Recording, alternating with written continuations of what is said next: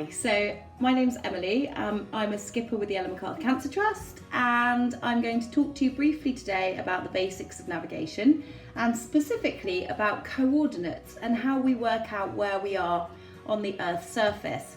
I was going to do this earlier, but my globe got eaten by a miniature sausage dog. Fortunately, I've now got another one, so we can now progress with this. So this is what a set of coordinates looks like. The top line here is our line of what we call latitude, and that determines where we are in terms of north or south. And our bottom line here is our line of longitude, which determines where we are in terms of east or west. So if we go back to the globe, and let's just make sure we've got England is here. So around the middle of the Earth, we have, of course, the equator, and that determines our zero line of latitude. So everything north of the equator goes up in terms of degrees and what we call minutes, and then those are divided into decimal points, and we'll talk about that more in a second. And everything down goes south, and so that's the southern hemisphere and the northern hemisphere. So as I said, every degree is divided into minutes, and there are 60 minutes in a degree, and each minute is then divided into decimal places. So if we look at this diagram, you'll see in terms of the latitude, we've got our equator here, and this is our line to the North Pole, and the angle between the two is 90 degrees. So that's how we are able to ascertain that anything between here and here goes from 0 right the way up to 90. And the same going south, 0 here to 90 south here. Okay, now that's slightly different with longitude. So longitude, our zero line, or our meridian line if you like, goes right the way down through Greenwich, which is here. So that's 0, and everything that goes east of that line grows in increments of degrees, minutes and decimal points this way, all the way around to the other side. So that's 180 degrees to the other side. And that's an easterly direction, and it's the same going the other way, except of course this way is west. So that's right the way around to 180 degrees the other side, which is west. And you can see that again on here, showing the angle here being 180. So when you go back to your coordinates, you'll see that the latitude, the numbers at the beginning will only necessarily be 2 numbers, because that only has to go to 90, even if it was right the way at the North Pole or the South Pole. And the one beneath it has 3 places, because it can potentially go all the way around the other side to 180. This set of coordinates actually is for cows, which I might have mentioned already, but anyway, so there we go. So the key next is, how do we go from our globe to our chart? Because if we want to navigate, if we want to make sure that we're moving the boat every day safely, we can't use the globe because it's massive, it's huge, and we don't have enough detail on it to be able to determine that where we're going is safe.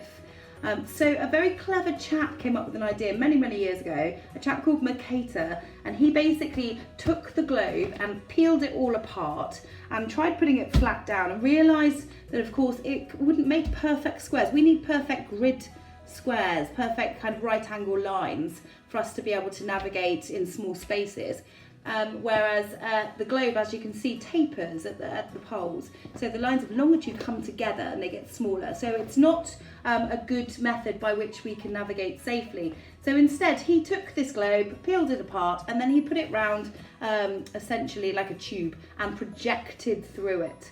And those projections created grid squares on a flat piece of paper that we now use as our nautical charts.